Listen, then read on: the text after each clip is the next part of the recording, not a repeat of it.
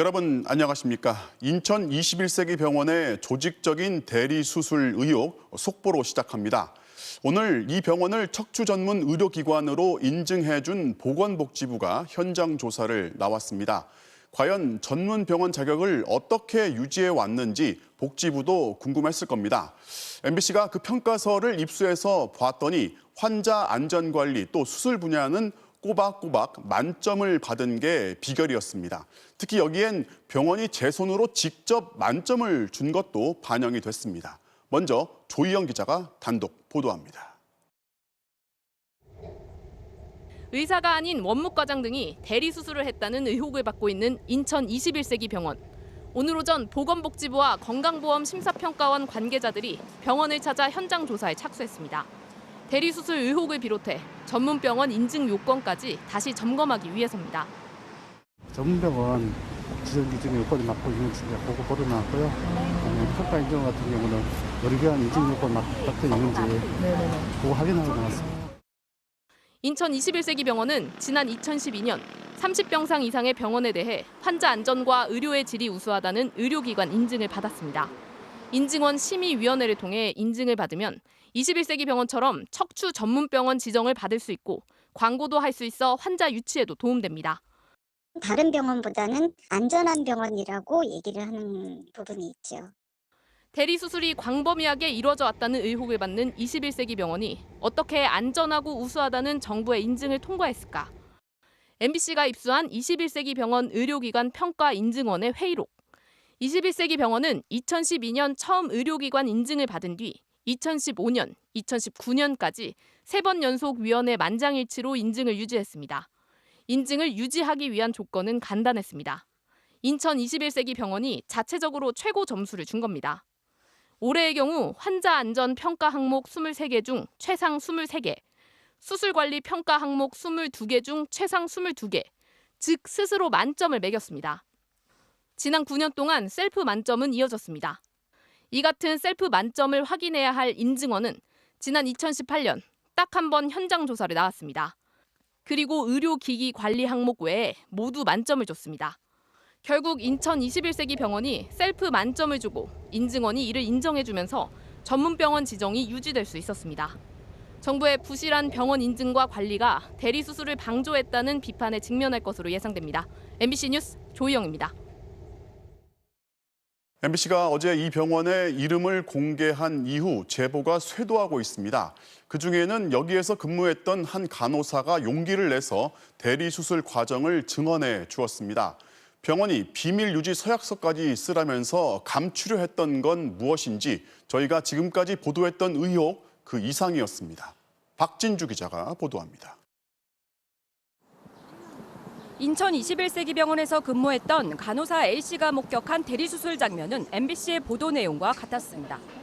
의사면허가 없는 행정직원들이 절개와 봉합을 하고 정식 의사는 중간에 10분 정도 들어와 필요한 처치를 했습니다. 절개를 하고 뼈를 깎고 신경을 젖혀야 이제 디스크가 나오는 과정까지 이제 가장 실장이라는 사람이 수술을 하면 10분 정도 담당의가 잠깐 들어왔다가 나가고 하루 평균 이 병원에서 이뤄지는 허리 수술 건수는 15건. 빡빡한 수술 일정을 소화하기 위해 원무과장과 진료협력팀장 등 행정직원들은 의사 대기실에 주로 머물렀습니다. 그 의사 대기실에서 쉬다가 나와서 수술 있으면 수술하고 오전 오후 꽉꽉 채워져서 원무과의 일은 거의 할 수 없는 스케줄이라고 그 원무과라는 명칭을 달아서 페이를 지급하고 A씨는 수술실에서 말을 냈다가 혼나기도 했습니다. 환자에게 대리 수술이 이루어지고 있다는 걸 철저히 숨겨야 하기 때문입니다. 의사 선생님을 부를까요? 그렇게 말을 하면은 담당의가 없는 게 되는 거니까 혹시나 환자가 들으면 안 된다는 식으로 혼나면서 좀 당황스럽기도 하고. 병원 측은 대리 수술이 외부에 알려지지 않도록 비밀 유지 계약서를 요구하기도 했다고 말합니다. 외부로 유출해서 그 손실이 발생했을 경우에 손해배상 청구를 할 수 있다라는 식으로 비밀유지 계약서처럼 사인을 받았었다는 얘기를 들은 적은 있었고요. A씨는 병원 측이 환자의 안전보다는 돈벌이만을 생각해 대리 수술을 하고 있다고 비판했습니다. 환자가 오는 것 자체가 결국에 다 수입과 직결이 되기 때문에 얼마만큼 많은 환자를 치유를 할 수 있느냐가 결국엔 그 수입의 관건이잖아요. CCTV 없는 수술실에서 대리수술이 조직적으로 벌어졌지만 환자만 이 사실을 몰랐습니다. MBC 뉴스 박진주입니다. 환자들의 제보도 멈추질 않습니다. 행정 직원이 담당한 것으로 의심되는 봉합이 잘못돼서 며칠 지나 다시 봉합을 하거나 봉합이 더디어서 수술 중에 문제를 제기했더니 가만히 있으라는 말까지 들었다고 합니다. 상당수의 환자가 이 봉합 수술에 문제를 제기한 겁니다. 김하영 기자가 취재했습니다. 지난 2017년 인천 21세기 병원에서 허리 디스크 수술을 한 A씨. 몸살과 두통을 겪는 A씨에게 의사는 수술 닷새가 지난 뒤에야 봉합이 잘못됐다며 다시 하자고 했습니다. 의사가 와서 봉합이 잘 안 되고 있다. 수술을 다시 해야 될 것 같다라고. A씨는 무자격자가 봉합을 해서 수술 직후 후유증이 나타난 걸로 의심하고 있습니다. 허리 때문에 하루 종일 이제 일상생활에 좀 무리가 있는 그런 수준이고요. 40대 남성 B씨도 척추 수술 과정에서 봉합 때문에 고통을 겪었습니다. 의사는 봉합만 하면 된다며 수술이 잘 끝났다고 말하고 나갔습니다. 하얀 물체를 가지고 오셔서 저한테 보여주시더니 수술이 잘 끝났다. 이러고 그분은 나가시고. 그런데 시간이 흘러도 봉합 수술은 끝나지 않았습니다. 아니 뭐 수술이 잘못됐냐. 그러니까 다른 남자분이 아주 가만히 좀 계시라고요. 그러는 거예요. 가만히 있으라던 수술실의 남자는 잘 모르는 낯선 사람이었다고 합니다. 잠시 후 다시 들어온 의사에게 그 남자는 수술이 잘못됐다고 말했습니다.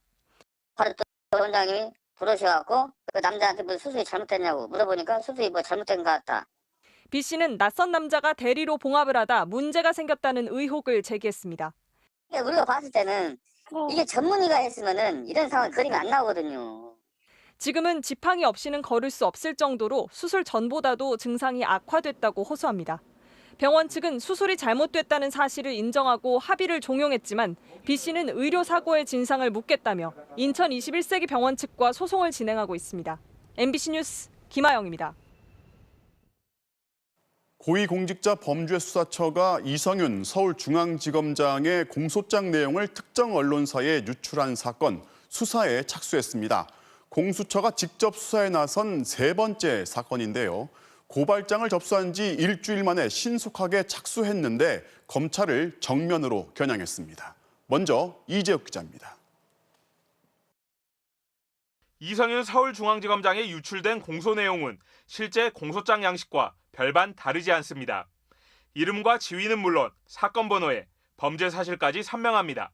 수사 외압 혐의로 기소된 이 지검장이 자신의 공소장 원본을 받아보기도 전에 공소 내용이 낱낱이 드러난 겁니다. 고위공직자 범죄수사처가 이 유출 의혹에 대한 정식 수사에 착수했습니다. 먼저 사건을 고발한 시민단체 대표를 불러 고발 취지와 경위 등을 확인했습니다. 고발인 측은 이번 공소장 유출 한 번이 문제가 아니라 평소에도 민감한 수사기밀이 수시로 유출됐을 가능성이 높다고 주장했습니다. 출범 넉 달간 1,200여 건의 사건을 접수한 공수처가 고발 일주일 만에 신속히 수사에 나선 건 이례적입니다. 여권 인사인 조희연 교육감을 첫 수사 대상으로 올려 정치적 중립성을 강조하려 했던 공수처가 이번엔 판검사 비위 수사라는 출범 취지에 부응하려 했다는 분석도 나옵니다. 앞서 박범계 법무부 장관의 지시로 시작된 대검찰청의 유출 과정 감찰도 속도를 내고 있습니다. 대검은 이 지검장의 공소 내용이 한 가지 형태가 아니라 두 개의 형태로 메신저 등을 통해 공유된 사실을 확인했습니다.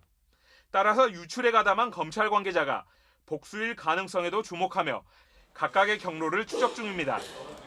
대검은 최종 압축된 유출 혐의자들의 휴대폰과 컴퓨터 분석 등을 통해 실제 유출자를 특정하는 막바지 작업을 벌이고 있는 걸로 전해졌습니다.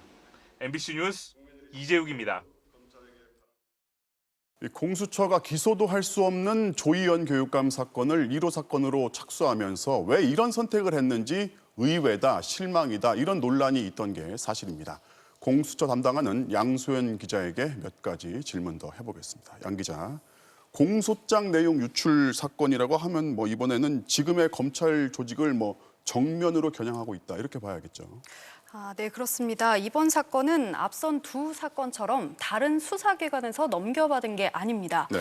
공수처가 직접 고발장을 접수하고 수사에 착수한 첫 사례인데요. 검사와 판사 비리를 성역 없이 수사하겠다는 공수처의 출범 취지에 비춰보면 사실상의 1호 사건이라는 평가도 나옵니다. 네. 공교롭게도 2호 사건에 이어 연달아 검찰을 겨냥하고 있는데요.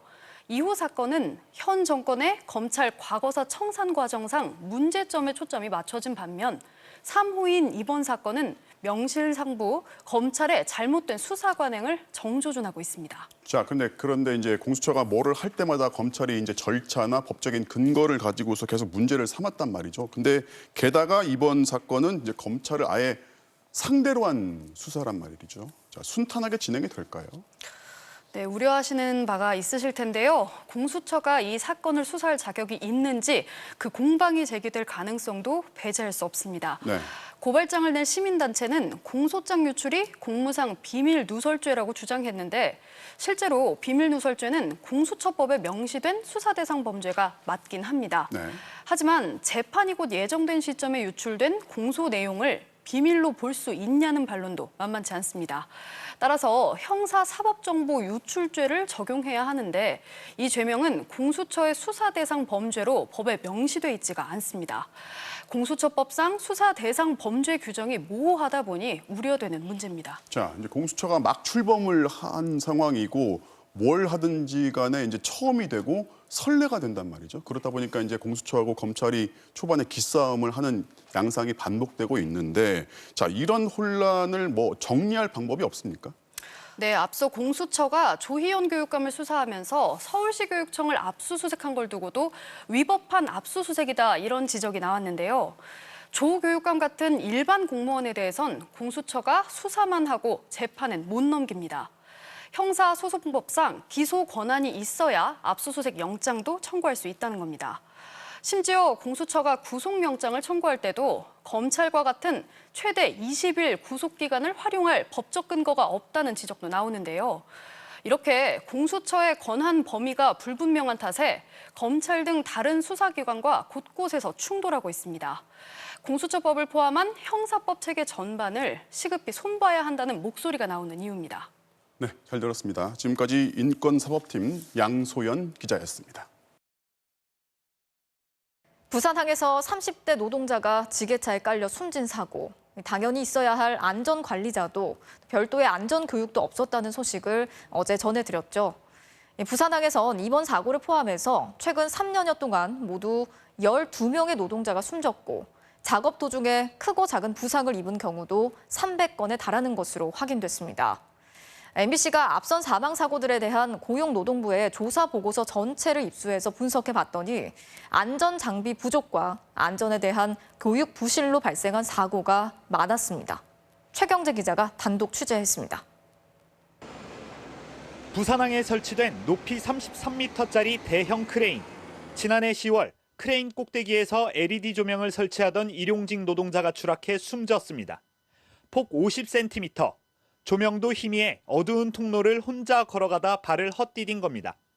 이 노동자에겐 작은 손전등 하나 없었습니다. 산업안전보건공단이 작성한 재해조사 의견서. 사망자는 보조 작업을 수행했는데 작업 도구를 가져오기 위해 손전등 없이 외부로 이동했다고 돼 있습니다. 또 손전등은 작업자 2인 중 1인에게만 지급됐다고 적혀 있습니다.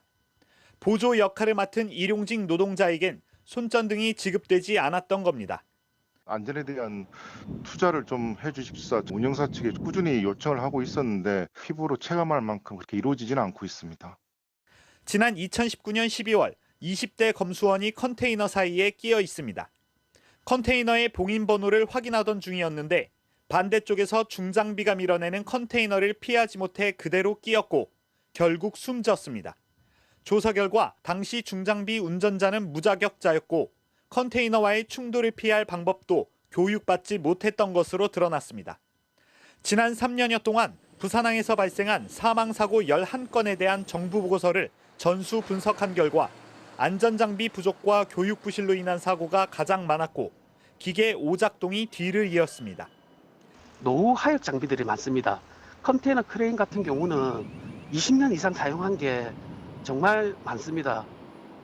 부산 항운노조의 자체 집계에 따르면 지난 3년간 중경상까지 포함한 재해 사고는 300건에 달합니다.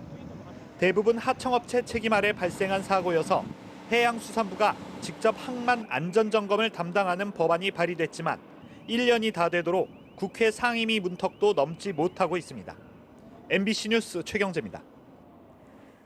앞서 보신 것처럼 항만에서 일하는 노동자들의 사고가 끊이지 않고 발생하고 있습니다. 그런데 이렇게 알려지는 사고보다 소리 소문 없이 묻히는 사고가 훨씬 더 많다고 하는데요. 특히 일용직 노동자들의 경우엔 사망자 통계에도 집계되지 않고 있습니다. 이어서 홍신영 기자가 취재했습니다. 인천항 북항 하역장. 지난해 여름 50대 일용직 노동자의 다리가 부러지는 사고가 났습니다.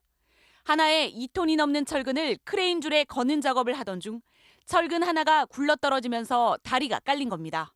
신호수가 그 줄만 보고 사람을 안 본 경우 이제 이런 경우가 일어나는 거죠. 사람이 이제 걸어주고 빠져나와야 되는데 못 빠져나온 상태에서 들어 올린 거죠. 대형 장비가 많은 항만 특성상 한 번 사고가 나면 중대재해로 이어지기 십상입니다. 특히 일용직 노동자들의 경우 더 위험한 상황에 노출돼 있습니다. 상용직들 그 사람들한테 우선권을 주다 보니까 안에 들어와서 하는 작업을 안 하게 되죠. 왜냐하면 더 위험하니까. 위험률이 높은 데서 저희가 작업을 하다 보니까 안전사고율이 더 높게 나오겠죠. 지난달 평택항에서 컨테이너 벽체에 깔려 숨진 이선호 씨도 지난 주말 부산시당 물류센터에서 지게차에 치여 참변을 당한 30대 노동자도 아르바이트를 하다 사고를 당했습니다. 그런데 이런 사고가 나면 오히려 하청업체의 일용직이 더 피해를 보는 구조라고 노동자들은 말합니다.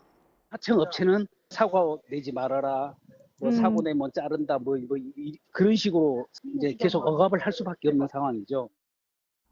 이런데도 해양수산부와 고용노동부는 수박 겉핥기식의 형식적 단속만 하고 있다며 노동자들은 분노하고 있습니다. 현장에 급습을 해가지고 제대로 안 되고 있는 것이 무엇인지 확인하고 그 안전을 실태를 제대로 잡을 수 있는 점검을 해야 됨에도 불구하고 우리 언제쯤 간다 통보도 다 해준 상황에서 청소 다 해놓고 다 치워놓은 다음에 점검을 하고 있습니다. 5년간 항만에서 숨진 노동자는 23명. 이마저도 고용보험 적용을 받지 않는 일용직 노동자 사망은 통계에서도 빠져 있습니다. 이 노동자들은 제발 일하다 죽지는 말자. 어떻게 살기 위해서 일하러 나갔는데 집으로 돌아오지 못하느냐. MBC 뉴스 홍신영입니다. 대구 유흥업소 관련 코로나19 집단 감염이 빠르게 확산이 되고 있는데 우려했던 대로 감염자에게서 영국발 변이 바이러스가 확인됐습니다. 울산에 이어서 대구와 제주에서도 변이 감염이 속속 확인이 되면서 변이 바이러스가 전국으로 확산되는 게 아닌지 우려가 커지고 있습니다. 오늘 코로나19 소식은 이덕영 기자가 정리했습니다. 대구 유흥업소 관련 집단 감염 확진자는 21명 추가되며 모두 179명이 됐습니다. 지난 19일 외국인 종업원 6명이 확진된 이후 매일 수십 명씩 확진자가 크게 늘어나고 있습니다. 구미 울산 지역의 확진자가 다녀간 이후 감염이 시작돼 전파력이 높은 영국 변이가 의심됐는데 방역당국이 표본 조사를 한 결과 영국 변이가 확인됐습니다. 좀 더 침투율이 좋습니다. 따라서 이게 전파력을 높이는 그런 기전이 있어서 많게는 한 50% 정도 전파력이 높아진다는 이런 연구도 있습니다. 제주에서도 변이 감염자가 30명이나 나왔습니다. 제주국제대 레슬링부 집단 감염 확진자 중 22명을 비롯해 모두 29명이 영국 변이 감염자였습니다. 전국 변이 감염자는 277명이 추가로 확인되며 모두 1,309명이 됐고 접촉력이 확인돼 사실상 변이 감염자로 볼 수 있는 경우까지 더하면 3,000명을 넘었습니다. 영국 변이가 압도적으로 많지만 최근 주요 변이로 편입된 인도 변이 감염자도 107명이 확인되며 빠르게 늘고 있습니다. 3월에 2건, 그리고 4월에 65건, 5월 25일까지 40건 정도가 있어가지고 인도 변이는 발생한 이후에 세계적으로 등장한 이후에 급속하게 세력을 넓혀가는 그런 것으로 생각하고 있습니다. 변이 바이러스 검출률 역시 한 주 만에 10% 가까이 상승하며 35.6%에 달했습니다. 오늘 신규 확진자는 516명으로 사흘째 500명대를 기록했지만 변이 바이러스 확산 우려로 안심할 수 없는 상황입니다. 감염자 10명 중 4명은 비수도권에서 나왔고 확진자 개별 접촉을 통한 감염 비율도 45.5%를 기록했습니다. MBC 뉴스 이덕영입니다. 백신 접종을 완료해 항체가 만들어진 뒤에도 코로나에 감염이 되는 이른바 돌파 감염 사례가 국내에서도 잇따라 확인되고 있습니다. 이 돌파 감염으로 확진되는 경우에는 무증상이거나 가벼운 증상을 보이는 것으로 나타났습니다. 모레부터는 30살 이상 국민을 대상으로 자녀 백신을 맞을 수 있는 당일 예약 시스템도 운영이 되는데요. 김미희 기자가 전해드리겠습니다. 경기도에 사는 30대 남성 A씨. 지난 4월 1일 화이자 백신 2차 접종까지 완료했는데도 접종 50일이 지난 이달 20일 코로나19 확진 판정을 받았습니다. 항체가 생기는 접종 완료 후 14일이 지난 이후에 감염된 겁니다. 지금까지 2차까지 백신 접종을 완료한 142만 명 가운데 4명이 돌파 감염으로 확인됐습니다. 4명 모두 화이자 백신을 맞았는데 확진됐어도 무증상이거나 가벼운 증상을 보였습니다. 돌파 감염은 독감 등 대부분의 백신을 맞은 뒤 나타날 수 있습니다. 방역당국은 돌파 감염은 드문데다 확진돼도 중증으로 악화되는 것과 2차 감염을 크게 줄일 수 있다고 설명했습니다. 결코 뭔가 잘못되거나 어떤 놀랄만한 현상이 아니라 어느 백신에서나 낮은 확률로 존재한다는 점을 아스트라제네카 백신은 106만 8천여 회분이 오늘 안동 공장에서 출하됐고 다음 달 초엔 449만여 회분이 추가로 도입됩니다. 모레부터 65세 이상에 대한 아스트라제네카 백신 1차 접종이 시작되는 가운데 자녀 백신에 대한 당일 접종 예약도 가능해집니다. 예약자가 최소 7명이어야 백신 개봉을 허용했던 기준을 5명으로 완화해 예약 상황에 따라 일정을 변경해야 했던 예약자의 불편을 줄이고 대신 남는 백신은 네이버와 카카오의 앱을 통해 당일 접종을 원하는 사람이 예약하고 바로 맞을 수 있도록 한 겁니다. 백신 폐기량을 최소화하며 자녀 백신 발생 정보를 국민들께 투명하게 공개함으로써 신속하게 예약하고 접종 받으실 수 있기를. 미국 정부가 우리 군에 지원하기로 한 백신 55만 명분의 도입 일정은 다음 주 정해질 예정입니다. 모더나나 화이자로 예상되는 이 백신은 다음 달 30세 미만 군인 41만 명 접종에 활용될 것으로 보입니다. MBC 뉴스 김미입니다. 5년 전 고 김홍영 검사가 업무 부담을 토로하는 유서를 남기고 숨진 채 발견된 이후 당시 부장검사가 김 검사를 상습적으로 폭행한 혐의로 재판에 넘겨졌습니다. 검찰이 오늘 부장검사의 모욕적인 말과 폭행이 젊은 검사를 죽음으로 내몰았다면서 징역형을 선고해달라고 재판부에 요청했습니다. 공윤선 기자가 보도합니다.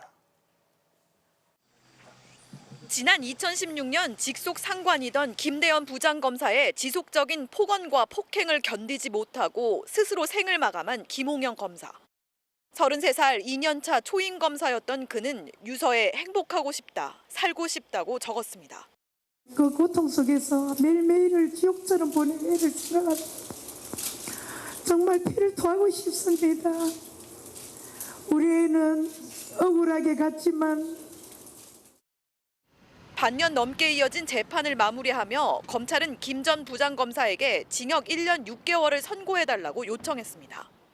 상당한 기간 모욕적인 언사를 동반한 폭행을 가해 죄질이 불량하다며 유족이 엄벌을 요청하고 있다는 이유입니다. 김 전 부장검사는 함께 근무했던 검사들에게 미안한 마음이라며 앞으로 자숙하고 반성하겠다고 말했습니다. 김홍영 검사한테 미안하지 않으십니까? 김 전 부장검사는 취재진의 질문에 대답하지 않은 채 전력 질주하며 법원을 빠져나갔습니다. 고 김홍영 검사의 아버지는 김 전 부장검사가 사과 한마디 없다가 동의하지 않던 부분도 동의한다고 갑자기 태도를 바꿨다며 처벌 수위를 낮춰 변호사 자격을 유지하려는 꼼수라며 엄벌을 촉구했습니다. 김 전 부장검사는 지난 2019년 해임된 검사도 3년이 지나면 변호사로 개업할 수 있다는 조건을 채우자마자 대한변협에 변호사 등록을 신청했습니다. 변협은 변호사 등록을 거부하기 위해 김 전 부장검사를 검찰에 고발했지만 검찰은 1년 넘게 시간을 끌다가 폭행 혐의만 적용해 김 전 부장검사를 재판에 넘겼습니다. 김 전 부장검사에 대한 1심 판결은 오는 7월 고 김홍영 검사가 세상을 떠난 지 5년 2개월이 지나서야 내려집니다. MBC 뉴스 공유선입니다. 동아일보가 김재호 사장의 딸을 특혜 채용했다는 의혹을 제기한 전직 인턴 기자를 형사 고소하면서 이 인턴이 오늘도 경찰 조사를 받았습니다. 이 의혹을 보도한 MBC도 소송을 당했는데요. 그런데 동아일보는 이 사장 딸의 하나고 부정 편입학 의혹을 제기한 고발자도 똑같이 고소한 것으로 확인됐습니다. 신재영 기자가 보도합니다. 지난해 동아일보에서 2달 정도 인턴 기자로 일했던 28살 A씨. 동아일보가 A씨를 명예훼손과 모욕죄로 고소해 오늘 2번째 경찰 조사를 받았습니다. 그 다음에 연속이죠. 왜냐하면 사회초년생은 고소당하고 막 수사받고 그러면 인생 자체가 망가질 위험에 처할 수 있는 거거든요. A씨는 인턴으로 함께 일했던 동아일보 김재호 사장의 딸이 정규직 기자로 채용된 과정이 공정하지 않았을 수 있다며 온라인 커뮤니티에 문제를 제기했다가 동아일보로부터 고소를 당했습니다. 인턴 기자를 언론사가 직접 고소했다고 보도한 MBC에 대해서도 소송을 냈습니다. A씨가 인턴이란 걸 알고 보도한 건 아니었다며 정정 보도를 하라는 겁니다. 사장 딸과 관련해 동아일보가 명예훼손 소송을 낸 건 이뿐만이 아닙니다. 지난 2014년 명문 사립고인 하나고에 김재호 사장의 딸이 편입학합니다. 2015년 성적 조작을 통해 부정하게 입학했다는 의혹이 불거졌습니다. 조작한 거죠. 떨어진 아이들 올렸습니다. 솔직해야 됩니다. 진실해야 되고. 부끄럽습니다. 그러나 수사에 나섰던 검찰은 점수 기록 과정에서 오류는 있었지만 당락에 영향을 미치는 정도는 아니었다며 불기소 처분했습니다. 그런데 작년 국정감사에서 편입학 당시 서류와 면접 평가표에 평가위원이 아닌 제3자가 서명한 것이 드러났습니다. 그 사이 동아일보는 부정입학 의혹을 제기한 내부 고발자를 형사 고소했습니다. 검찰은 재수사에 착수했습니다. 그런데 이 사건을 지난 2016년 불기소 처분했던 담당 검사가 현 수사팀의 직속 상관으로 확인됐습니다. 공소시효는 오는 8월, 3개월밖에 남지 않았습니다. 오늘 밤 MBC PD수첩은 무려 7년 동안 이어져 온 동아일보 사장 딸의 부정입시 의혹과 사장 딸의 동아일보 입사를 둘러싼 불공정 의혹을 자세히 보도합니다. MBC 뉴스 신재용입니다.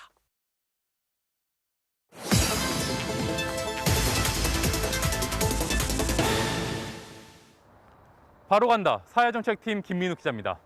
매년 이맘때면 서해로 흘러드는 강하구에선 먼 바다에서 민물로 거슬러 올라오는 장어의 새끼, 실뱀장어 조업이 진행됩니다.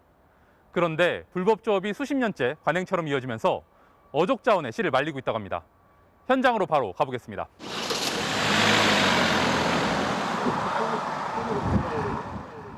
군산항을 끼고 있는 금강하구. 수십 척의 어선들이 줄지어 떠 있습니다. 그런데 이 배들엔 선박명도 없고 어선이라는 표시판조차 없습니다. 뱀장어의 새끼, 실뱀장어를 노리는 불법 조업 어선들입니다. 길이 7cm 정도의 실뱀장어. 태평양 먼바다에서 부화한 실뱀장어는 매년 봄 해류를 타고 우리나라와 중국, 일본의 강을 찾아와 어른 뱀장어로 성장합니다. 강에서 다 자란 뱀장어는 다시 고향인 깊은 바다로 나가 알을 낳습니다. 알에서 나온 실뱀장어가 엄마가 자랐던 강을 찾는 이 무렵 불법 조업은 기승을 부립니다. 매년 봄 회귀하는 실뱀장어를 잡아서 1, 2년 기른 뒤 유통하기 위해서입니다. 마리당 보통 1,500원, 비쌀 때는 5,000원이 넘다 보니 많은 어민들이 불법 조업에 나섭니다. 3, 4, 5 해가지고 보통은 1억에서 2억 정도. 정치망 같은 경우에는 3억에서 4억도 본다고 그래요. 3개월 만에. 불법 조업은 깊은 밤에 이뤄집니다. 어선들 사이로 나타난 작은 보트 한 척. 이윽고 어선들의 조명이 켜진 뒤 움직이기 시작합니다. 배에 올라탄 어민들은 그물을 물속으로 내리며 실뱀장어를 잡아올리기 시작합니다. 밤에는 단속이 좀 느슨해요. 거의 안타시켜죠. 드물 시간에 그물을 쫙 펴줘요. 그물 길이는 대략 한 60m 정도. 조업구역은 금강 하구뚝 2km 정도 앞 120헥타르 수역으로만 제한됩니다. 하지만 허가구역에는 10여 척의 어선만 있고 조업구역 밖에는 어림잡아 20척 이상의 배들이 떠 있습니다. 해경 파출소 앞에도 불법 어선들이 진을 치고 있지만 어쩐 일인지 단속은 없습니다. 몇 프로 정도가 불법 조업을 하시는 분들에 의해서 잡힌 거라고 보면 될까요? 90% 정도. 불법 청구입니다. 여기는 불법 청구이에요. 단속을 한다고 하고는 있어요. 근데 그분들 입장에서는 1, 2년 한 것이 아니라 불법 조업은 어족자원 고갈로 이어집니다. 실뱀장어를 마구 잡다 보니 어획량은 지난 몇 년간 절반 이상 줄었습니다. 실뱀장어를 잡기 위해 쓰이는 가늘고 촘촘한 그물은 치어들까지 걷어올리며 다른 어종까지 씨를 말립니다. 알이라든지 치어의 새끼까지 모두 잡아서 씨를 말릴 수 있는 생태계적으로 상당히 위협적인 어구를 사용하고 있습니다. 조업이 끝난 뒤 강바닥과 둔치에 버려진 불법 어선과 어구들도 환경오염을 야기합니다. 금강 하구뚝 인근에서는 이렇게 어렵지 않게 버려진 어선들을 볼 수 있습니다. 불법 조업에 동원됐다 버려진 배들은 결국 지방자치단체가 예산을 들여 치우는 수밖에 없습니다. 국제자연보전연맹은 지난 2014년 뱀장어를 멸종 위기종으로 분류했습니다. 관계 기관들이 수십 년째 손을 놓는 사이 관행처럼 돼버린 불법 조업으로 강과 바다는 오염되고 뱀장어는 사라져가고 있습니다. 바로 간다 김민욱입니다. 50대 일용직 노동자가 물탱크를 제작하던 중 300kg짜리 철판에 깔려 숨졌습니다. 동료 2명이 함께 작업 중이었지만 혼자 감당할 수 없던 무게가 갑자기 덮친 겁니다. 김지인 기자가 취재했습니다. 인천 남동공단의 기계제조 공장. 어제 오후 1시쯤 이곳에서 용접 작업을 하던 55살 근로자 A씨가 철판에 깔리는 사고를 당했습니다. A씨는 동료 2명과 함께 직육면체 형태의 저장 탱크를 만드는 작업을 하고 있었는데 300kg 무게의 철판을 크레인으로 세우던 도중 철판이 A씨 쪽으로 넘어진 겁니다. 요거를 올려가지고 저 뒤쪽에다가 붙이는 과정에서 막 그랬던 거로 이게 넘어지면서 쓰러진 철판에 깔린 A씨는 병원으로 옮겨졌지만 숨졌습니다. A씨는 용접 작업이 있을 때마다 나오는 일용직 노동자였습니다. 그러나 기계제조 공장 측은 자신들의 책임이 아니라고 밝혔습니다. 사고가 난 곳은 다른 업체에 임대를 준 작업장이어서 A씨를 고용한 것도 자신들이 아니라는 겁니다. 쉽게 말해서 5인 이하 상업자에 임대를 하신 거예요. 저희가 임대를 준 거거든요. 안전관리 책임도 해당 작업장이 져야 한다며 공장 측이 관리 감독을 하지는 않는다고 했습니다. 그러나 고용노동부는 해당 기계공장과 사고가 난 영세사업장이 원청과 하청의 관계였는지 여부 등을 추가로 조사하고 있습니다. 사업장 내에 임대차 계약을 하고 들어왔는지 원하청 관계인지 그 부분이 좀 불분명해요. 서로 그렇게 주장을 하고 있어서. 경찰은 사고 당시 작업 관리자가 현장에 있었는지, 철판 구조물이 제대로 고정돼 있었는지 등을 조사하고 있습니다. MBC 뉴스 김지인입니다. 술에 취해서 20대 여성을 10분 넘게 쫓아간 혐의로 현직 경찰관이 경찰에 붙잡혔습니다. 함께 달리기를 하자면서 따라갔다는 건데요. 며칠 전에도 비슷한 사건이 있었는데 공교로운 건지 또 인천 경찰입니다. 김건휘 기자가 취재했습니다. 어젯밤 10시 반쯤 인천 서구 심곡동. 어떤 남성이 계속 쫓아온다는 112 신고가 접수됐습니다. 술에 취한 남성은 모르는 20대 여성에게 말을 걸고 따라가기 시작했습니다. 불안한 여성은 근처 마트에 들어가 물건을 고르는 척 시간을 끌었는데 이 남성은 마트까지 쫓아 들어왔습니다. 여성이 마트 밖으로 나온 뒤에도 남성은 계속 따라왔고 결국 출동한 경찰에 붙잡혔습니다. 확인 결과 이 남성은 인천경찰청 기동대 소속 30대 현직 경찰관이었습니다. 저희도 깜짝 놀랐어요. 그랬다 연락을 받았어요. 저희가 있다부터 판단하는 거는 아시다시피 추가적으로 조사를 겹쳐가지고 하는 거예요. 이 경찰은 10분 넘게 피해자를 쫓아와 같이 러닝하자고 말했는데 혐의를 대체로 인정한 것으로 전해졌습니다. 인천경찰청은 오늘 오전 이 경찰관을 강화경찰서로 발령냈고 경범죄 적용을 검토하고 있습니다. 지난주 만취 상태로 여고생 3명을 쫓아가 같이 술 마시자고 괴롭혔던 경찰 간부. 그 역시 인천경찰청 광역수사대 소속이었습니다. 지난해 8월 인천경찰청장은 취임사에서 성인지 감수성을 높이겠다고 강조했습니다. 특히 지난주 경찰청은 전국 경찰에 스토킹 범죄 처벌을 강화하라는 공문을 내렸는데 인천경찰에선 잇따라 여성을 상대로 한 스토킹 범죄가 벌어지고 있는 겁니다. 인천청에서는 그 스토킹 비행위자에 대해서는 인사 관련과 징계 등 엄중 조치하고 재발 방지 및 기강 확립을 위해 전 직원 예방 교육과 현장 점검 등 특별 대책을 수립해서 강도 높게 추진해 나가도록 하겠습니다. 이런 와중에 인천 논현경찰서 소속 30대 경장은 지난주 아내를 때린 혐의로 입건됐다. 아동학대 혐의도 추가돼 수사를 받고 있는 것으로 확인됐습니다. MBC 뉴스 김건희입니다. 전국 유흥주점을 중심으로 코로나19 확진자가 잇따르고 있지만 단속을 비웃는 불법 영업은 계속되고 있습니다. 단속을 피하려고 비밀방을 만들고 이것도 불안했는지 아예 옆 건물로 손님들을 대피시킨 업소도 있었는데요. 단속에 나선 경찰도 기가 막혀 할 정도입니다. 임상재 기자가 취재했습니다. 지난 22일 새벽 서울 강남의 한 유흥업소. 경찰이 들이닥쳤더니 한 방에서 남녀 6명이 술을 마시고 있었습니다. 선생님들은 집합금지 위반하셨습니다. 이 업소는 불과 4월 전에도 단속에 걸렸던 곳. 보다 못한 경찰이 소리를 높였습니다. 어제 그제 단속됐는데 또 하냐? 양심 좀 있어야지. 그런데 이상하게 손님이 있는 테이블은 단 한 곳뿐. 수상하게 여긴 경찰이 소방대원의 도움을 받아 복도에 있던 철문을 부쉈더니 또 다른 공간이 나옵니다. 여기가 있네. 방마다 불은 켜져 있고 테이블마다 먹다 남은 술병과 안주가 가득했지만 사람은 전혀 없었습니다. 지하 1층에 위치한 이 업소는 공간을 둘로 나눈 뒤 중간에 방음 장치가 된 문을 설치하고 그 안에서 술판을 벌였던 겁니다. 그런데 또 수상한 철문 하나가 보였습니다. 여기 문 하나 더 있습니다. 문을 열자 바로 옆 건물과 연결되는 공간이 나옵니다. 단속이 나오면 옆 건물로 피신할 통로까지 미리 만들어뒀던 겁니다. 선생님 거기 숨지 마세요. 나오세요. 안 나가면 제일처럼 유흥업소에서 비상 대피 통로로 가는 출입구입니다. 업소를 찾은 손님들은 이곳 통로를 통해 옆 건물로 달아났습니다.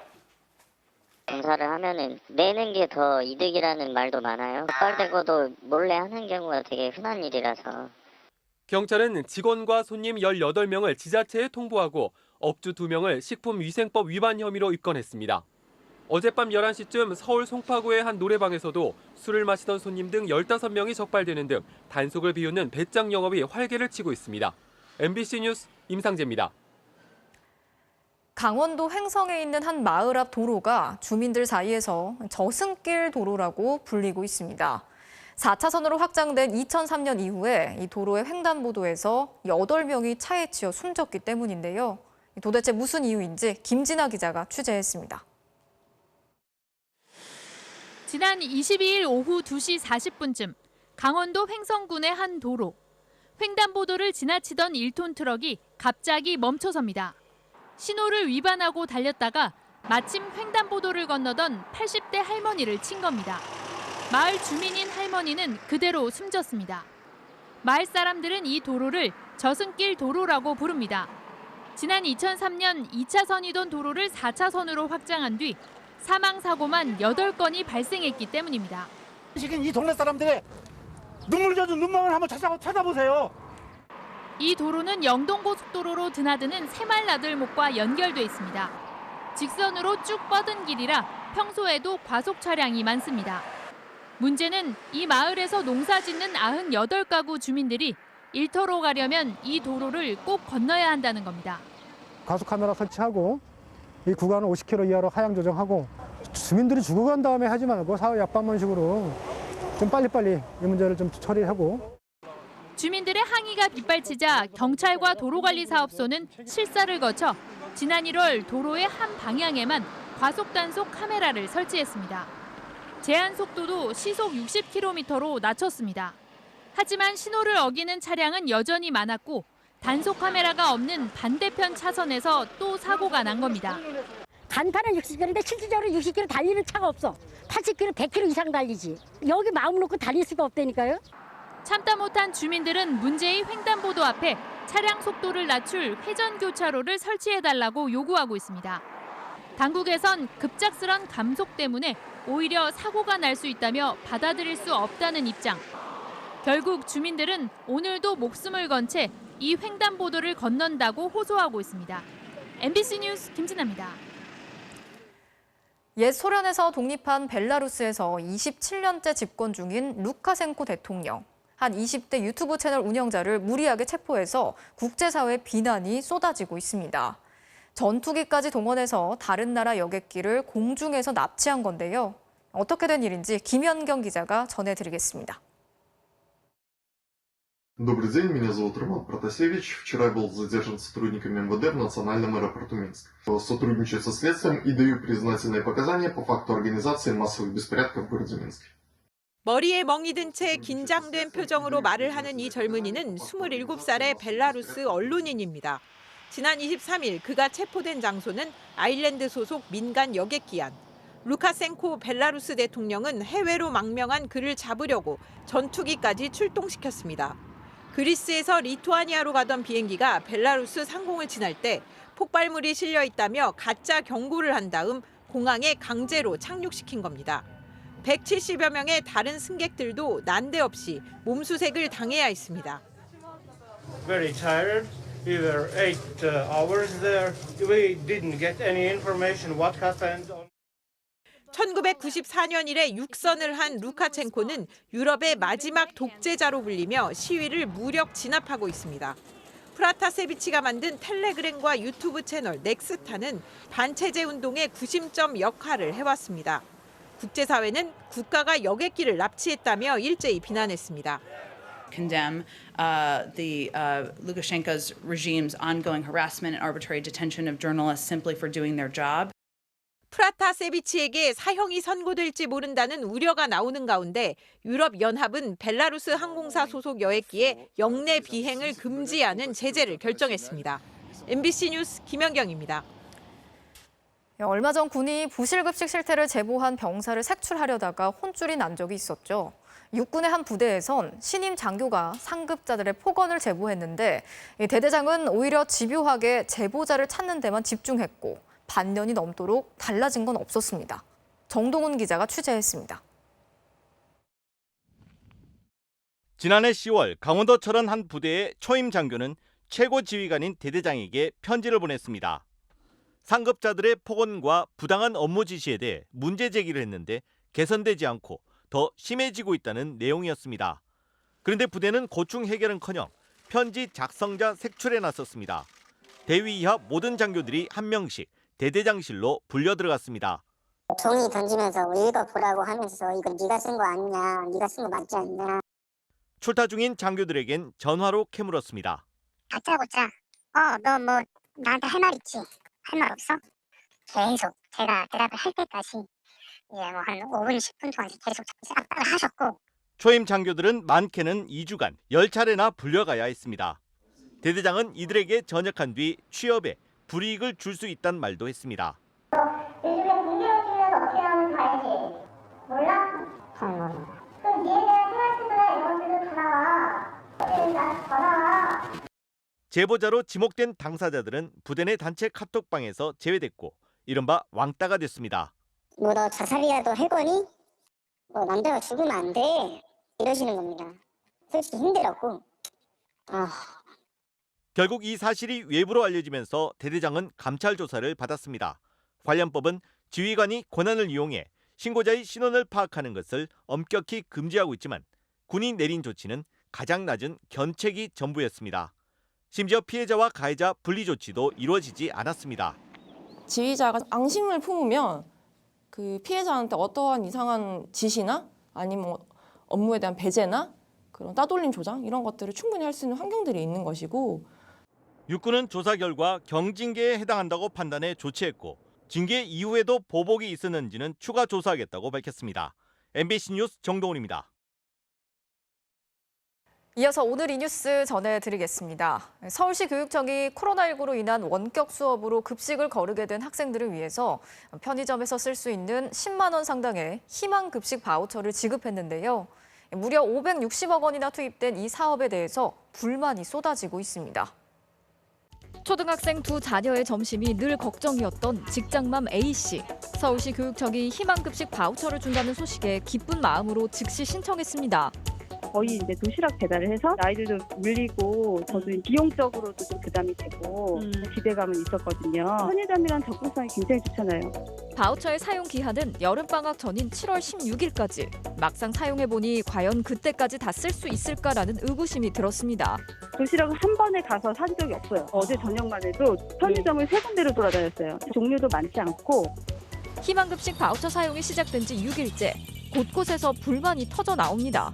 살 수 있는 게 너무 정해져서 샌드위치, 도시락 뭐 이러니까 많이 불편하죠. 서울시 교육청은 아이들의 건강을 고려해 바우처로 살 수 있는 품목을 단 10개로 제한했는데요. 취지에는 공감하지만 현장에선 살 수 있는 것과 살 수 없는 걸 구별하기가 쉽지 않다는 불만이 속출하고 있습니다. 김밥은 살 수 있지만 삼각김밥은 안 되고 흰 우유는 되지만 바나나 우유는 안 된다는 식인데요. 물론 안 되더라. 몰라 어째서 그런지 물은 안 돼. 애들이 먹고 싶어하는 건 사실 바우처가 안 돼요. 삼각김밥이 안 되는 게 대표적인 게. 어디다 써야 되는지 조금 어려워가지고 쓰질 않았어요. 품절도 잦습니다. 구입 가능한 제품이 적다 보니 사재기 현상까지 벌어지고 있기 때문입니다. 평소에 내 돈이라면 좀 살 장보다는 좀 많이 사는. 정작 학생들은 편의점에서 한 끼 해결하기조차 쉽지 않습니다. 보통 늦게 가면 못 사고 학생 아닌 분들이 좀 다 쓸어 가시고 막 그러던데. 정말 아이들을 위해서 이렇게 제공이 되는 거면 선택권을 조금 더 다양하게 넓혀서 좋습니다. 서울시 교육청은 현장의 불편함을 인지하고 있다면서 품절 문제도 해결하고 구매 가능한 품목의 확대도 검토하겠다고 밝혔습니다. 오늘 이 뉴스였습니다. 오늘 새벽 충북 옥천의 한 고속도로 터널에서 추돌 사고가 발생해서 2명이 숨지고 3명이 다쳤습니다. 불이 붙은 사고 차량을 피해서 터널 안으로 들어갔는데 터널 안이 어두워서 더 큰 사고로 이어졌습니다. 이채영 기자가 취재했습니다. 캄캄한 터널 안, 찌그러진 대형 트레일러들이 서로 뒤엉켜 있습니다. 손전등을 든 119 특수구조대원들이 차 문을 열어 다친 사람이 있는지 살핍니다. 오늘 새벽 2시 40분쯤 충북 옥천군 경부고속도로 징약터널에서 트레일러 등 차량 8대가 부딪혔습니다. 첫 사고는 터널 바로 앞에서 11.5톤 택배 트럭이 앞서가던 8.5톤 화물차를 들이받으면서 시작됐습니다. 사고 직후 불이 붙으면서 전기선이 끊겼고 터널 내부의 조명과 CCTV도 모두 꺼졌습니다.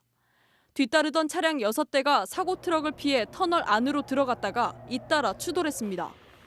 연기가 유입된 불 꺼진 터널 안에서 앞차를 제대로 보지 못했던 겁니다. 터널 밖에서 화재가 발생을 했고요. 2, 3차로는 이제 화재로 막혔고 1차로가 비어 있으니까 들어가시다가 터널 안에서 사고가 발생하면 차단막이 내려와 차량 진입을 통제해야 하는데 이 터널엔 이런 차단 시설이 없었습니다. 결국 사고 차량들은 터널 안의 상황을 모른 채 그대로 진입했습니다. 불이 다 나갔어요. 전기가 꼼꼼한 상태였고 아무래도 이제 터널이고 또 어둡고 하니까 어려운 건 좀 있었죠. 이 사고로 트레일러 운전자 2명이 숨지고 3명이 다쳐 병원으로 옮겨졌습니다. 사고 차량이 대부분 대형 차량인 탓에 견인차 5대를 투입해 꺼내느라 경부고속도로 상행선이 4시간 넘게 통제됐습니다. 경찰은 수거한 블랙박스를 토대로 정확한 사고 원인을 조사하고 있습니다. MBC 뉴스 이채연입니다.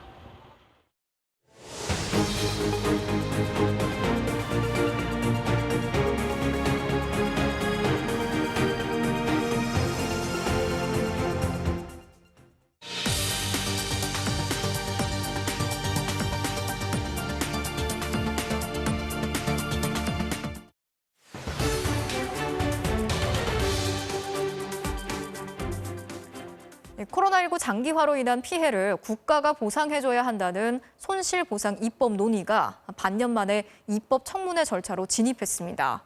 청문회에선 소상공인들과 자영업자들의 절규에 가까운 호소가 쏟아졌는데요. 먼저 이들의 이야기를 들어보시고 쟁점과 전망을 짚어보도록 하겠습니다. 이기주 기자가 전해드리겠습니다. 서울 명동에서 46년 된 곰국수집을 운영하는 유미화 씨는 코로나 이후 영업 제한 조치까지 내려져 매출이 전년 대비 절반으로 급감했습니다. 적자와 빚의 증가로 허덕이는 저희 자영업자도 역시 재난이라고 생각합니다.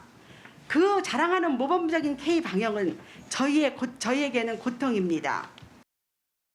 작년 5월부터 올해 1월까지 146일 동안 아예 영업이 금지됐던 코인 노래방 업주는 그 기간 수입이 0원인데도 월세 240만 원, 전기료 58만 원, 신곡 업데이트비 31만 원 등 한 달 660만 원의 고정 비용이 꼬박꼬박 지출됐습니다. 노래 연습장 산업이 몰락하고 있습니다. 작년 기준 전국의 노래 연습장 약 2,137곳이 폐업을 했고 이는 13년 만에 최고치를 기록했다고 합니다.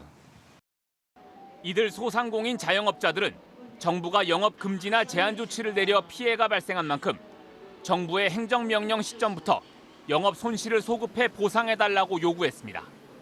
규모가 작은 영업장이 주타깃이 되었습니다. 반면 백화점이나 마트를 비롯한 대형몰은 프리패스로 운영되어 왔습니다.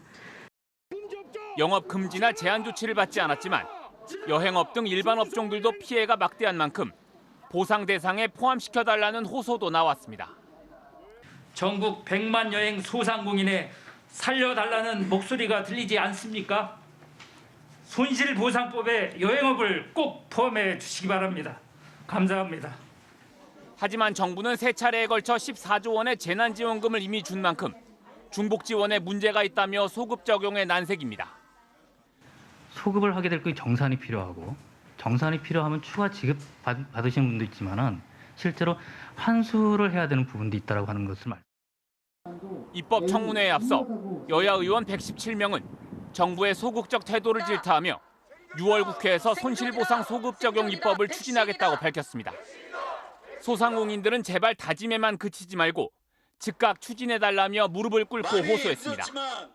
지금이라도 저희의 이런 어려움을 이해하며 손실보상금과 지원금을 구분하여 그에 합당한 손실보상을 실시해 주었으면 좋겠습니다. MBC 뉴스 이기주입니다. 보상의 필요성은 여야와 정부 모두 공감을 하고 있지만 어떤 업종에 또 어디까지 보상할 것인가를 두고선 입장이 크게 갈리고 있습니다. 정부는 한정된 재원과 간접 피해 업종들과의 형평성 문제를 들어서 소급 적용을 반대하고 있습니다. 이어서 나세훈 기자가 쟁점을 정리했습니다. 정부가 소급 적용에 난색을 표하는 이유는 지금까지 지원한 돈이 소상공인들의 손실 추정액보다 더 많다는 겁니다. 중소벤처기업부는 작년 8월부터 올해 2월까지 집합금지와 제한 조치를 받은 업체들의 손실을 1조 3천억, 고정 비용을 합쳐도 3조 3천억 원으로 추산했습니다.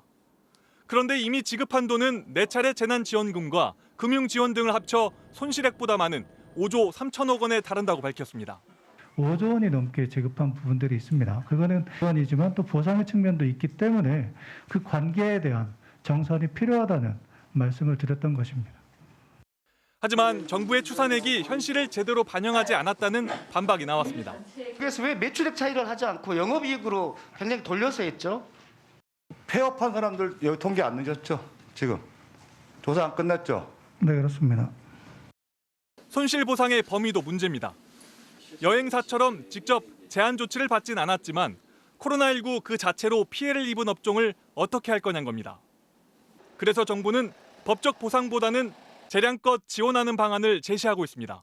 모든 분야가 다 피해를 입고 영향을 받을 수밖에 없습니다. 필요하다면 별도 논의를 통해서 지원을 해드리는 게. 하지만 의원들은 손실보상과 피해 지원을 구별해 간접 피해 업종은 별도로 지원하는 방안을 법안에 명시하자고 주장하고 있습니다. 피해 지원금과 손실보상금은 법적 성격이 다르기 때문에 다른 트랙으로 가야 한다라고 생각을 하는데요. 재원 마련은 또 다른 쟁점입니다. 한 발의안에 따르면 손실액 70%만 보상한다 해도 한 달에 드는 예산은 7조 원에 달할 것이란 분석이 나오고 있어 대규모 국채 발행이 불가피하다는 전망인데 정부는 기존 예산 범위 내에서 지원하겠다는 입장입니다. MBC 뉴스 나세웅입니다. 이른바 사무장 병원을 운영하면서 요양급여비를 부정수급한 혐의를 받고 있는 윤석열 전 검찰총장의 장모 최모 씨. 병원 운영에 전혀 관여하지 않았다면서 무죄를 주장하고 있죠. 하지만 어제 재판에서 최 씨가 심부름꾼까지 앞세워서 병원의 투자와 운영에 관여했던 정황이 드러났습니다. 윤상문 기자가 취재했습니다. 첫 재판에서 검찰은 윤석열 전 검찰총장의 장모 최모 씨가 병원 운영에 개입했다는 사실을 입증하는 데 주력했습니다. 최 씨가 이른바 사무장병원을 운영한 핵심 증거로 최 씨가 자신의 건물을 담보로 대출받은 17억 원을 병원 재단에 제공했다는 점을 제시했습니다. 이 대출 과정에 관여한 사람은 최 씨의 측근 김모 씨. 김 씨는 윤 전 총장의 부인 김건희 씨 회사에서 감사로 재직했던 인물입니다. 김 씨는 장모 최 씨가 의료재단의 병원 건물 매입 자금을 마련할 수 있도록 대출을 받는 실무 작업을 전부 주도했습니다. 김 씨는 또 최 씨와 함께 실사 차원에서 병원을 두세 차례 방문하고 엑스레이 기기를 구매할 돈이 없다는 최 씨의 동업자에게 업체를 소개해주기도 했습니다. 최 씨의 병원 운영도 도왔을 것으로 추정되는데 김 씨가 법정에서 스스로 밝힌 자신의 역할은 최 씨의 돈 심부름꾼이었습니다. 최 씨가 송금을 부탁하면 자신의 계좌로 돈을 받아 최 씨가 지시한 곳으로 입금했다는 겁니다. 판사가 어떻게 돈 심부름을 할 정도로 최 씨의 신뢰를 얻었는지 묻자 김 씨는 최 씨의 딸 김건희 씨와 같은 대학원을 다녔기 때문에 자신을 믿은 것 같다고 말했습니다. 김 씨는 어제 재판에서 최 씨가 동업자에게 빌려준 2억 원을 되찾기 위해 험악한 투자를 한 것 같다고 최 씨의 편에서 증언했습니다. 김 씨는 최 씨의 도촌동 땅 매입 과정에서도 300억 원대의 잔고 증명서를 직접 위조해줄 정도로 최 씨의 재산 형성과 관리에 깊숙이 관여한 인물입니다. 사문서 위조와 관련해서는 김 씨와 최 씨 모두 재판에 넘겨졌는데 자신들은 피해자라는 입장을 반복하고 있습니다. 어제 첫 재판이 끝나고 언론들은 윤석열 전 총장의 장모 최 씨가 혐의를 부인했다는 점을 주로 다뤘습니다. MBC 뉴스 윤상문입니다. 한국토지주택공사 LH의 매입 임대주택 사업의 비리 의혹을 지난주 전해드렸죠. LH가 집을 사들여서 청년과 신혼부부 같은 서민들에게 빌려주는 사업인데요. 저희가 임대 실태를 점검해봤더니 잔뜩 사들이기만 하고 그냥 비워둔 집이 한두 곳이 아니었습니다. 김민찬 기자가 단독 취재했습니다. 경기도 용인의 다세대 주택단지. 6층짜리 건물 5개에 100세대가 넘습니다. 모두 새 건물입니다. 지난해 5월부터 9월 사이에 완공됐습니다. 그런데 1년이 지나도록 그냥 빈집입니다. 비어진 지가 한 1년 정도. 아무튼 분양이 안 되는지 사람이 안 살아요. 집주인은 LH입니다.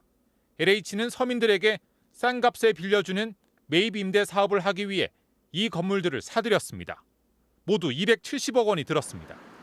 그런데 아직 입주자 모집 공고도 안 했습니다. 거액을 들여 건물들을 사들이기만 하고 정작 임대는 안 하고 있는 겁니다. 입주하고 싶어가지고 그 문의는 거의 매일 오다시피 하는데 거기서 뭐 이렇게 뭐 한다는 그런 게 아무것도 없어요. LH는 전국의 매입 임대 주택을 한꺼번에 모아 분기에 한 번씩 임대 공고를 내느라 그 사이에 생긴 빈집이라고 해명했습니다. 그러면서 일부 운영 부실을 인정하고 제도를 개선하겠다고 밝혔습니다. 임대 공고를 냈는데도 비어있는 집들도 수두룩합니다. LH가 사들인 집들 가운데 아직 세입자를 못 찾아 그냥 비어있는 집이 4,500채가 넘습니다. 교통이 불편하거나 반지하라, 임대료가 싸도 들어오겠다는 사람이 없는 겁니다.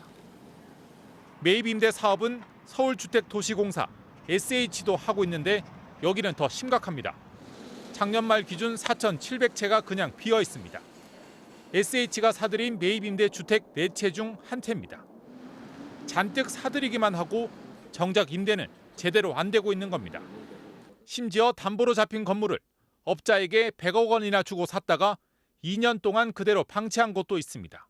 수요를 제대로 파악을 해서 해당의 지역에 공급하는 것이 아니라 자기가 사주고 싶은 지역 중심으로 사다 보면 그런 경우 공실이 날 수밖에 없는 거죠. 노영욱 국토부 장관은 오늘 취임 첫 현장 일정으로 청년 매입 임대 주택을 찾아가 끊어진 주거 사다리를 복원하겠다고 말했습니다. LH가 올해 매입 임대 사업에 쓰기로 한 돈은 10조 원입니다. MBC 뉴스 김민찬입니다. 국민의힘 당대표 선거는 신구 대결의 구도가 선명합니다. 오늘 모든 후보들이 비전 발표회에 참석을 했는데 중진 후보들은 비닐 우산으로 태풍을 막을 순 없다면서 신진을 견제했습니다. 그러자 신진 돌풍의 앞에 서 있는 이준석 후보는 당대표 선거를 진흙탕으로 만들지 말라고 비판했습니다. 배주환 기자입니다. 오선의 주호영 후보는 신진들을 전쟁 경험이 없는 장수라며 깎아내렸습니다. 특히 국회의원 경험 자체가 없는 이준석 전 최고위원을 겨냥한 듯 패기만으론 안 된다며 직격했습니다. 패기 하나만으로 성공할 수는 없습니다. 중요한 것은 경영과 패기의 조화입니다. 4선의 홍문표 의원도 비닐우산으로 태풍과 폭풍을 막을 수는 없다며 이준석 후보의 경험 부족을 겨냥했고, 나경원 후보는 이 후보가 유승민계라는 점을 파고들며 공정한 대선 관리를 주장했습니다. 밖에 있는 후보들이 마음 놓고 오게 하려면 이 특정 계파에서 자유롭지 않은 당대표의 경우에는 여러 가지 우려가 생길 수 있지 않느냐. 공격이 자신에게 집중되자 이 후보는 중진들이 신진들의 약진에 당황한 것 같다며 계파 프레임 씌우기를 진흙탕 정치라고 비판했습니다. 혁신 경쟁으로 치러지던 우리 전당대회를 누가 멱살 잡고 진흙탕으로 끌고 들어가려고 하고 있는지를 국민들은 다 보고 있습니다. 또 일부 후보가 당직 장사를 한다는 얘기가 들린다며 줄 세우기 조직 선거를 중단하라고 몰아세웠습니다. 다만 의혹의 근거는 제시하진 않았습니다. 신구 대결만이 아니라 유력 중진들 간의 공방도 거셌습니다. 주 후보는 나 후보에 대해 패배를 반복한 장수라고 공격했고, 나 후보는 특정 지역 대표로는 외연 확장이 어렵다고 맞받아쳤습니다. 초선인 김은혜 후보는 중도 확장과 세판 짜기의 필요성을 거론하며 당 쇄신을 강조했습니다. 국민의힘은 당원 50%, 일반 시민 50%의 여론조사를 거쳐 모레 5명의 당대표 본선 진출자를 발표합니다. MBC 뉴스 배주환입니다. 코로나19 사태 속에 오히려 호황을 누리고 있는 업종들이 있습니다. 수입차, 골프장, 피부과나 성형외과 같은 병원들인데 돈을 더 벌면서도 그걸 숨겨서 탈세까지 하는 업체들이 있습니다. 노경진 기자입니다. 해외 골프가 막히면서 요즘 국내 골프장들은 초호황입니다. 골프 대회도 여러 차례 개최한 중부권의 한 유명한 골프장. 대중재라는 이유로 취득세는 3분의 1, 재산세는 10분의 1밖에 안 내고 손님이 내는 개별 소비세 등도 2만 원 정도 감면받습니다. 그런데도 카트 이용료와 그린피는 이 와중에 10% 넘게 올렸습니다. 100대가 넘는 카트는 자녀 회사가 독점 대여했는데 대여료를 비싸게 쳐줬습니다. 조경 관리 비용도 부풀렸는데 역시 건설업을 하는 관계회사에 맡겼습니다. 교정치과도 요즘 손님들이 몰리는 대표적인 코로나 수혜 업종입니다. 한 치과 원장은 현금 매출을 빼돌려 수십억 원의 가상자산을 사들였습니다. 일부는 해외에 있는 자녀에게 유학 자금으로 보내 증여세를 탈루했습니다. 국세청이 신용카드와 현금 영수증 같은 빅데이터로 매출을 분석했더니 수입차와 자전거는 1년 만에 37%, 홈트레이닝과 낚시 같은 레저용품은 30%, 골프 분야는 24% 증가했습니다. 건강, 다이어트 식품은 26%, 집밥 재료와 배달 용기는 17%, 성형외과, 피부과, 안과는 14% 늘어났습니다. 한 식품 유통업체는 법인 명의로 페라리 같은 고급 외제차를 10대 넘게 사들여 사주 일가가 이용했고, 슈퍼카 수입업체는 차량 판매 대금을 직원 명의의 차명 계좌로 받아 매출을 빼돌렸습니다. 국세청은 이런 초호황 업종 67명에 대한 세무조사에 착수했습니다. MBC 뉴스 노경진입니다. 일본의 코로나 상황이 갈수록 나빠지다 보니 급기야 미국 정부가 일본 여행을 금지할 것을 권고했습니다. 백신을 접종했다 해도 미국인은 사실상 일본에 가지 말라는 건데요. 2달도 남지 않은 도쿄올림픽은 대체 어떻게 되는 건지 도쿄에서 고현승 특파원이 보도합니다. 미국 국무부가 일본을 여행 금지 국가로 지정했습니다. 여행 경보 중 최고 단계입니다. 백신을 맞았더라도 일본에선 변이 바이러스 감염 위험성이 있다며 가지 말라고 경고했습니다. 도쿄올림픽 개막까지 2달도 안 남은 상황. 일본엔 비상이 걸렸습니다. 자칫 미국 선수단의 불참으로 이어질 경우 올림픽이 무산될 수도 있기 때문입니다. 일본 정부는 미국 올림픽 조직위가 대표팀 출전에 영향이 없다는 입장을 밝혔다며 즉각 진화에 나섰습니다. 私どもも影響が特に何か今のところ見込まれるということはございません。 하지만 코로나 확산세로 긴급 사태 선언이 계속 확대되고 연장되면서 일본 내 여론도 점점 나빠지고 있습니다. 도쿄 샐러리맨들의 성지로 불리는 신바시 먹자 골목입니다. 긴급 사태 선언이 내려진 뒤 한 달 넘게 술을 못 팔게 하는 사실상의 금주령이 이어지면서 술집들 대부분은 이렇게 문을 닫은 상태입니다. 한 양조 회사가 음식점이 최대 희생자라며 공개 반발하는 등 올림픽을 앞두고 무리한 방역 지침에 불만이 터져나오고 있습니다. 居酒屋さんですからもうほとんど休業ですから、売り上げはゼロです。オリンピックだなんだってことよりも早く時短を早く解除して元に戻りたいと.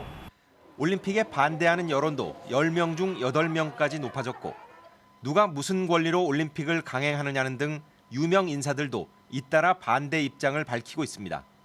이런데도 일본 정부는 안심 안전 올림픽이란 구호만 되풀이하며 긴급 사태 선언을 다음 달 20일까지 재연장하는 방안을 추진하고 있습니다. 도쿄에서 MBC 뉴스 고현승입니다.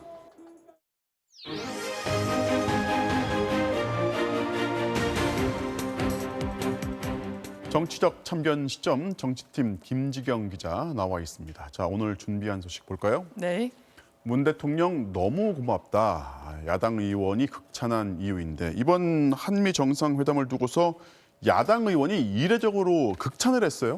네, 그렇습니다. 별로 얻은 게 없다는 야당의 공식 입장하고는 달리요. 야당 의원들 사이에서는 문 대통령한테 너무 고맙다 이런 말까지 나왔습니다. 네. 발언 내용부터 들어보시죠. 네. 이건 굉장히 높이 평가해야 된다. 우리 당은 논평을 봤는데 상당히 인색했다. 옛날 야당 구태를 못 벗어나는 게 뭘 하면 비판하려고만 해요. 이제 우리가 정권을 잡으면 저희는 어떻게 잘하냐. 외교는 초당적으로 해야 된다. 문재인 대통령이 그걸 해내줘서 너무 고맙다. 네, 하태경 의원은요. 정권이 바뀌더라도 이번 한미 정상회담은 100% 그대로 계승하고 발전시켜야 한다 이렇게 강조했습니다. 그리고 북한에서 외교관을 했던 태영호 의원도 점수가 후하죠? 네, 그렇긴 한데요. 본인이 강조하는 특별한 이유가 있습니다. 네. 먼저 오늘 아침 회의 발언부터 들어보시죠.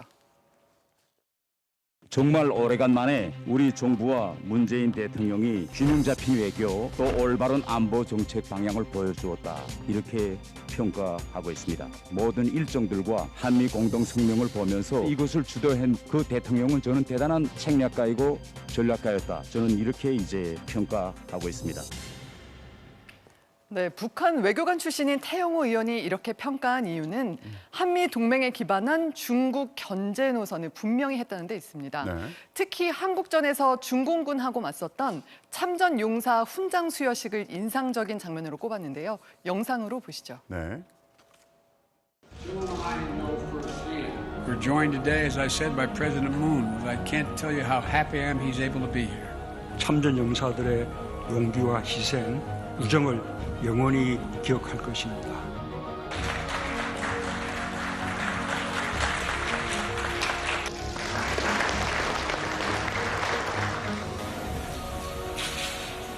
Now, Mr. President, do you mind standing here, please?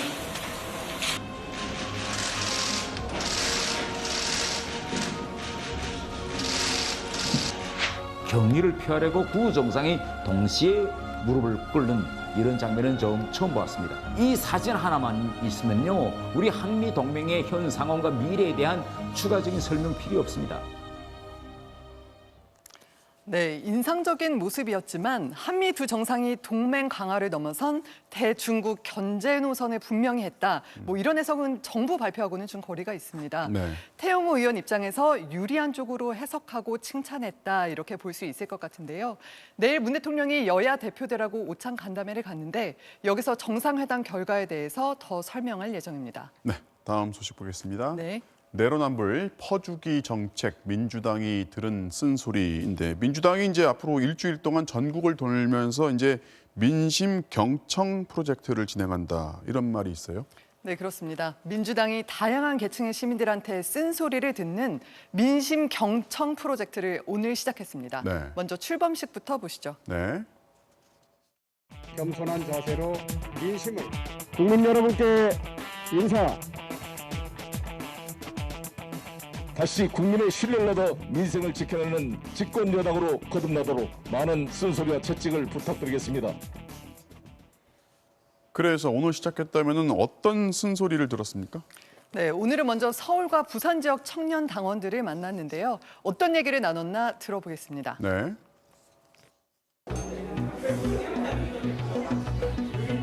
또 살아있는 권력에 칼을 들이밀어라고 했던 대통령의 말씀은 정작 우리 편에 칼이 들어왔을 때 민주당이 보였던 일부 내로남불의 전형적인 태도로 인해 무용지물이 되고 말았다는 생각도 듭니다.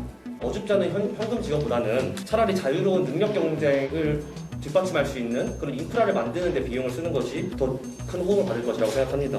그냥 무조건 반성하고 죄송합니다 그러면 국민들이 납득이 안 되잖아요. 무엇을 당신이 잘못했는지 알고 있느냐 이것이 분명하게 제시돼야.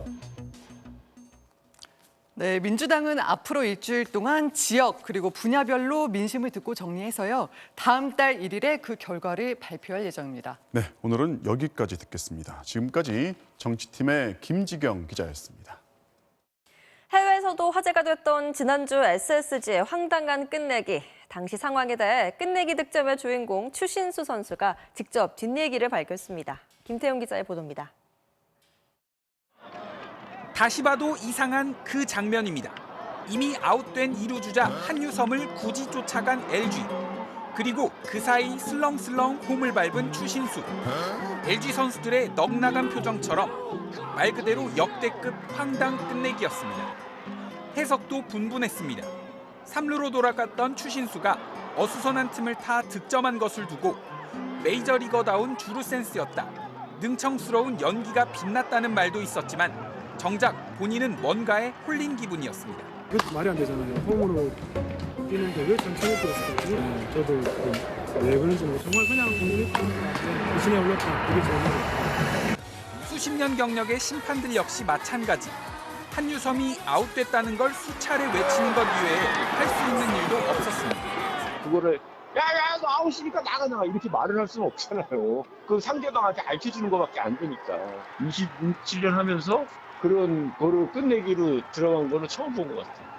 죽어서도 LG 수비를 현혹한 한유섬에겐 아예 한유령이라는 별명까지 생겼고 왠지 모르겠는데 유선미가 살은 줄 알았어요. 그래서 유선미한테 가라고 다시 돌아가라고 했는데 팀이 이미 승리한 상황에서 거듭 비디오 판독을 요청한 김성현의 유모를 행동도 화제가 됐습니다. 야구를 잘 몰라요. 야구를 잘 모르니까 그리고 당연히 너 많이 부끄러워할 거야. 근데 그런 상황이 되면 너도 나도 정신줄을 놓으니까. 모두가 왜 그랬는지 모를 이 사건 이후 SSG는 5연승으로 선두에 올랐고 4연패에 빠진 LG는 6위까지 추락했습니다. MBC 뉴스 김태훈입니다. 저희가 이달 초 소개해드린 야무지고 깜찍한 배구 선수 기억하시죠? 초등학생 배서빈 선수가 자신의 롤모델인 김연견 선수를 만났습니다. 이명루 기자입니다. 130cm의 작은 키에도 야무지고 깜찍한 스파이크 서브로 온라인에서 뜨거운 관심을 모았던 배서빈. 그리고 오늘 드디어 그 소원을 이뤘습니다. 안녕. 반가워. 뉴스 봤어 언니. 언니도 요만했었어. 중학교 때. 136? 너 몇이야? 134. 어색함도 잠시. 조회수 50만에 육박했던 뉴스 영상을 함께 보며 금세 친해집니다. 신발 신고 됐을 때. 언니도 꼬마한 얘기 많이 들었어. 지금은 고마워. 너무 놀랐어요. 체구도 작은데 서브 엄청 야무지게 친다라는 생각을 했었거든요. 그리고 숨 돌릴 틈도 없이 끝없는 배구 질문을 쏟아냅니다. 브로킹 터치를 잘 못 봐가지고 브로킹 위치도 보고 공격수 위치도 봐. 서브도 못 치고 공격도 못 하는데 어려운 볼을 내가 잡았을 때 그때 공격수가 포인을 내주잖아. 그럼 언니는 그때 기분이 좋아. 꿈 같았던 1대1 원포인트 레슨에 성인이 성이 이렇게 삐뚤어지네, 그지? 그러면은 반대로 힘을 써봐봐. 함께 프로구단 체육관 곳곳을 누비고 네 동생이야? 서준이가 사인 받고 싶대. 좀 해줘.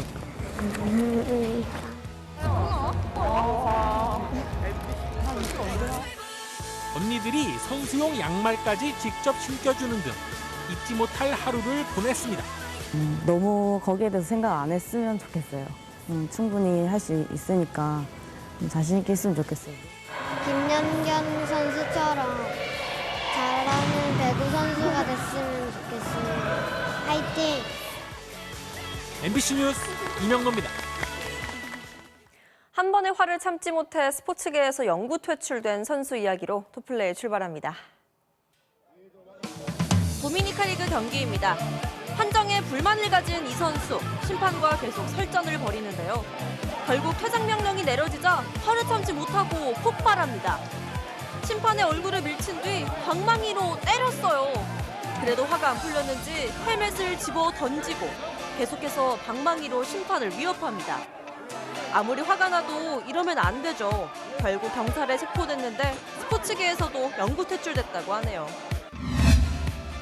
다음은 메이저리그입니다. 매치의 투수가 던진 공이 뒤로 빠지면서 2루 주자가 3루로 뛰는데 포수가 맨손으로 주자를 잡아냅니다. 폭투가 광고판 턱을 맞고 튀어나오면서 오히려 전화위복이 됐네요. 포수 입장에서는 웃음이 절로 날만하죠. 지금까지 토플레이였습니다. 이집트 프로축구에서 나온 환상적인 오버헤드 킥입니다. 골 세리머니도 화끈하네요. 화요일 밤 스포츠 뉴스였습니다.